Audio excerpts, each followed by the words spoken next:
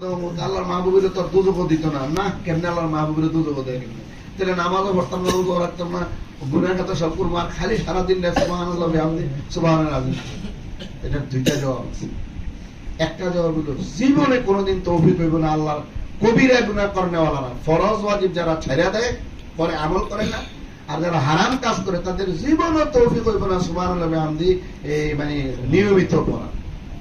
যে নিয়মিত সকালে 100 বার, সন্ধ্যা 100 বার কখনো পড়বেন, আপনারা দেখবেন যে কখনো মানে কবিরা গুনাহ করনেওয়ালাদের জবানের মধ্যে সুবহানাল্লাহ বিহামদি সুবহানাল আযীম বা অন্য তাসবিহ তাহলিল ইস্তিগফার দুরূদ আসবেই না। এটা হলো আল্লাহর নিয়ম। এই জবানে আল্লাহ যে আপনি জবান দিয়ে কবিরা গুনাহ করবেন, অঙ্গ প্রত্যঙ্গ দিয়ে কবিরা গুনাহ করবেন, আর আপনার জবানের মধ্যে তাসবিহ তাহলিল জারি হবে। আরে তাসবিহ তাহলিল জারি হবে ওই সময় যদি গুনাহ থেকে কবিরা গুনাহ থেকে পাক পবিত্র হয়ে যায়, আর নেক আমল, অন্য জরুরি আমল, ফরজ ওয়াজিব সুন্নাত মুআক্কাদা এটা ঠিক রাখে। এই সমস্ত আমলের যে মানে পেইন্টের মতো রং, এই যে বিল্ডিং এ আগে তো আপনি বিল্ডিং কারা করাইবেন, ভিত্তি হইলে ইমান, ইট দিয়ে গাঁথনি করলেন, কলাম দিলেন, এটা হইলে মনে করেন ফরজ আমল, আস্তর করলেন ওয়াজিব আমল, বুঝে আসছেন? এরপরে আপনি রং লাগাইবেন। তো ফরজ ওয়াজিব সুন্নাত মুআক্কাদার পরে না আপনার নফলের বিষয়, তো রং করবেন কি হাওয়ার মধ্যে? কথা বুঝে আসছে না? এই যে ভান্ডারি উন্ডারি এরা খালি আমরা জিকির করি, নামাজ পড়ানো লাগতো না, জিকির করলে সারা এরা জিকির করেনি, করে জিকির এরা একটা বিকৃত আওয়াজ জবান থেকে বাইরে। এদের জবানে কোনোদিন সুবহানাল্লাহ সহিষ্ণুভাবে, আল্লাহু আকবার সহিষ্ণুভাবে, লা ইলাহা ইল্লাল্লাহ সহিষ্ণুভাবে কখনো শুনবেন না। এরা ওই একটা বিকৃত, এটা আমি এই আওয়াজ করবো না, মানে আপনারা জানেন, শুনেন এদের কেমন এক বিকৃত এক আওয়াজ মুখ থেকে বাইরে করে, এটার নাম বলে জিকির। আসলে জিকির তৌফিক হয় না। এটা হলো এক জবাব।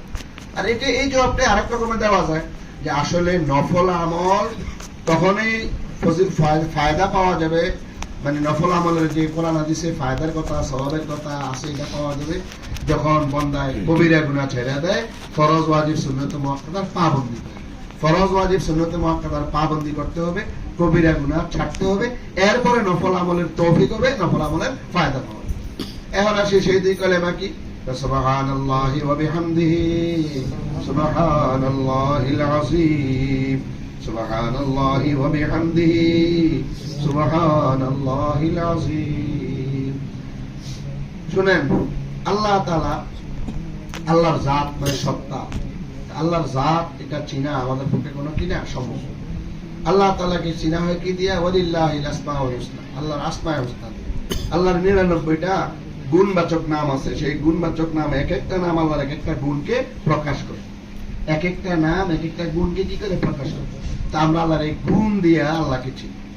গুণ আবার দুই রকম, কিছু আছে মানে সিফাতে সুবুতিয়া, আর কিছু আছে সিফাতে সলবিয়া। সিফাতে সুবুতিয়া জাতি সিফাত 60টা আছে, যেমন আল্লাহর অস্তিত্ব, ওজুদ করে, আল্লাহর ওজুদ, আল্লাহর ইলম, ওজুদের হায়াত, আল্লাহর হায়াত বা ওজুদ এটা এক, আল্লাহর ইলম মানে জ্ঞান 2, আল্লাহর শ্রবণ শক্তি সামা 3, আল্লাহর দৃষ্টি শক্তি বাসার 4, আল্লাহর বাক শক্তি কথা বলার শক্তি 5, আল্লাহর ইচ্ছা শক্তি, আল্লাহর কি ইচ্ছা শক্তি এরাদা, আর আরেকটা কি হ্যাঁ এরাদা বসে থাকতে হ্যাঁ না না হ্যাঁ একে ইলম সামা বাসার এরাদা ও কুদরত। কুদরত আল্লাহর কুদরত মানে ক্ষমতা, পাওয়ার, এরাদার পরে কুদরত, এর 6টা। আর আরেকটা কি? ইলম হায়াত 1, ইলম 2, সামা 3, বাসার 4, এরাদা 5, কুদরত 6, কালাম 7। এই 7টা হলো আল্লাহর সিফাতে জাতিয়া। এখন এই যে শব্দগুলি বললাম, এই শব্দগুলি মখলুকের শব্দ থেকে উদার নেওয়া হয়েছে, তার আমাদেরকে কোন রকম আন্দাজ দেওয়ানোর জন্য, বোঝানোর জন্য। না হলে উজুদ মানে অস্তিত্ব, হায়াত মানে তো হায়াত, আমাদের হায়াতের সঙ্গে আল্লাহর হায়াতের কোন সম্পর্ক আছে? আমাদেরই যা আমাদের অস্তিত্ব, আমরা ছিলাম না, আইসি আবার চলে যাব। আমাদের হায়াত হলো ফানি, আল্লাহর হায়াত কি আল্লাহ ছিল না হয়েছে এরকম আছে নাকি? আবার আল্লাহ নিঃশ্বাস এরকম আছে নাকি? আমাদের ইলম মানে আমরা আগে জানতাম না, পরে জানছি, জানাটা সীমাবদ্ধ, জানতে হইলে আসবাব লাগে। আর আল্লাহর ইলমের কোন সম্পর্ক আছে?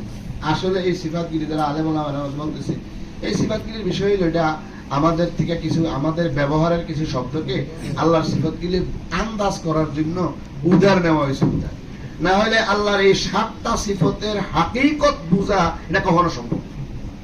তো এখন আল্লাহরে চিনু কিভাবে? সিফাতে সুবুতিয়া দিয়ে তো চিনা কি কঠিন, এটা একটা আন্দাজ করা হয়। আল্লাহকে চিনা হয় আল্লাহর সিফাতে সলবিয়া দিয়ে। কি দিয়া? যে ওয়াহদাহু লা শারীকা লাহু লা মিসলা লাহু ওয়ালা মিসালা লাহু ওয়ালা মাসিলা লাহু ওয়ালা মুমাসিলা লাহু। যে এটা আল্লাহ কোরআনে কারীমে বলেন, কুল হুয়াল্লাহু আহাদুন আল্লাহুস সামাদ লাম ইয়ালিদ ওয়া লাম ইউলাদ ওয়া লাম ইয়াকুল লাহু কুফুয়ান আহাদ। কোরআনে কারীমের জন্য অনেক বেশি আল্লাহর সিফাতে সলবিয়ার কথা বলা হয়েছে। তো আল্লাহকে চিনা হয় যে আল্লাহর অক্ষমতা নাই, এটা যে হ্যাঁ আল্লাহর কি নাই? অক্ষমতা নেই। আল্লাহর কি নাই? দুর্বলতা নেই। আল্লাহর কোনো এহতিয়াজি নেই, নাই। আল্লাহ এটার থেকে পাক, ওটার থেকে পবিত্র। আল্লাহর ছেলে মেয়ে নেই, আল্লাহর স্ত্রী নেই, তিনি স্ত্রীর মোহতাজ না, ছেলে মেয়ের মোহতাজ না। আল্লাহর দুর্বলতা নাই, আল্লাহর কি নাই? অক্ষমতা নাই। আল্লাহ তাআলার ক্ষুধা নাই, আল্লাহ তাআলার তৃষ্ণা নাই। আল্লাহ আমাদের মতো এরকম হাত পা নাক কান এরকম অঙ্গ প্রত্যঙ্গ, মানুষের মতন অঙ্গ প্রত্যঙ্গ নাই। এই নাই নাই এগুলা দিয়ে আল্লাহর চিনা হয়। তো যাই হোক, আল্লাহর সিফাত দুই রকম, সিফাতে সুবুতিয়া, সিফাতে সলবিয়া। সিফাতে সুবুতিয়াকে বলা হয় সিফাতুল জামাল, আল্লাহর সৌন্দর্য। আর সিফাতে সলবিয়াকে বলা হয় সিফাতুল জালাল, আল্লাহর আজমত দ্বারা জাহির হয়। এলেম নামে হইল আল্লাহর আছে, মখলুকের আছে। উজুদ নামে হইল আল্লাহর আছে, মখলুকের আছে। সামা বসর এরাদা এডি নামে হইল তো মখলুকের আছে, নাম হইল মজাজ হইল আছে, আসেনি। কিন্তু লাম ইয়ালিদ কি মনসুব মখলুকের আসেনি, ওয়ালাম ইউলাদ কি মখলুকের আসেনি, ওয়াহদাহু লা শারীকা লাহু কি মখলুকের আসেনি। তাহলে আল্লাহর বরত্ব মাহাত্ম্য এটা আসলে এটা জাহির হয়, আল্লাহর যে মাকাম জাহির হয় সিফাতে বন্দার কাছে কি দিয়া? সিফাতে সলবিয়া দিয়া। এই জন্য সিফাতে সলবিয়াকে বলে সিফাতুল জালাল। জালাল মানে আজমত, সম্মান। আর সিফাতে সুবুতের সিফাতুল জামাল। তো সুবহানাল্লাহ এই শব্দের মধ্যে আল্লাহ জাত আছে। আর সুবহান অর্থ হলো আমি আল্লাহর শানের পরিপন্থী যত বিষয় সবগুলোর থেকে আল্লাহর পবিত্রতা ঘোষণা করতেছি, বর্ণনা করতেছি। এটাকে বলে তানজিহ। উনাজ্জিহুল্লাহ আযজা ওয়া জাল্লা। সুবহানাহু মানে উসাব্বিহুল্লাহ, সুবহানাহু মানে উনাজ্জিহুল্লাহ সুবহানাহু, আমি আল্লাহর পবিত্রতা ঘোষণা করতেছি। মানে আল্লাহর শানের পরিপন্থী যত গুণাবলী, যত কাজ সবগুলোর থেকে আল্লাহ পাক পবিত্র, আল্লাহ পাক পবিত্র। এই যে সুবহানাহু মানে আল্লাহ পবিত্র, এর অর্থ। তাহলে এখানে সমস্ত সিফাতে সলবিয়া এসে গেছে, সমস্ত সিফাতে সলবিয়া এসে গেছে। এরপরে ওয়াবিহামদিহি মানে আহমাদুহু বিহামদিহি, আমি আল্লাহর প্রশংসা করি। প্রশংসা মানে যত ভালো গুণ মূলত সব আল্লাহ, যত ভালো গুণ সব মূলত কার? আল্লাহ। আল্লাহর সেই ভালো গুণের একটা জালওয়া বা একটা জুহুর আল্লাহ বান্দার মধ্যে দিচ্ছেন মজাজিবান। মূল যত ভালো গুণ সব কার? আল্লাহ। তো ভালো গুণ মানে এটা সিফাতে উজুদি, সিফাতে সুবুতিয়া, এটা সিফাতুল জামাল। তো এখানে আল্লাহর জাত এবং সিফাতে সলবিয়া, সিফাতে সুবুতিয়া আছে। তো সুবহানাল্লাহ বিহামদিহি এটার মধ্যে যে আল্লাহ এবং তার মানে আল্লাহ এবং জাতুহু ওয়া সিফাতুহু, জাতুহু ওয়া সিফাতুহু। এই জন্য এই কলেমার এত ওজন। আরে আল্লাহর জাত ও সিফাত ভারী না হইয়া আর কি ভারী হইল? আমলনামায় কেনই পাল্লা ভারী? হাদিসে আসছে শুধু যে এক লোকের গুনাহের বিরাট 7 দফতর এক পাল্লিতে রাখবে, আবার পাল্লের মধ্যে আরেক পাল্লের মধ্যে শুধু সুবহানাল্লাহ এই শব্দটা রাখবে, এই পাল্লা ভারী হবে। এটা হাদিসুল বেতাকা বলে, বেতাকার হাদিস। হাদিসুল কি বলে? বেতাকা বলে। তো এই বেতাকার হাদিস তিরমিজি শরীফের মধ্যে আসছে যে ফায়ুদাউ সিজিল্লাত ফি কাফফাতিন ওয়াল বিতাকাতু ফি কাফফাতিন ফায়ুজানুল বিতাকা, বেতাকাটা ভারী হয়ে যাবে। তো ভারী হইব না ঠিক কি হইব?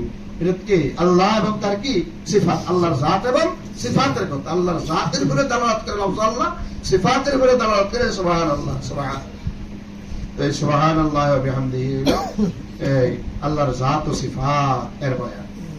প্রশ্ন ছাত্ররা এখন প্রশ্ন যে এখানে যে আলহামদুলিল্লাহ আগে না আননা, সুবহানাল্লাহ আগে আনলো, মানে আপনার সিফাতে সলবিয়া কেন আগে আনলো, সুবুতিয়া পরে আনলো? দুইটা কারণে আছে।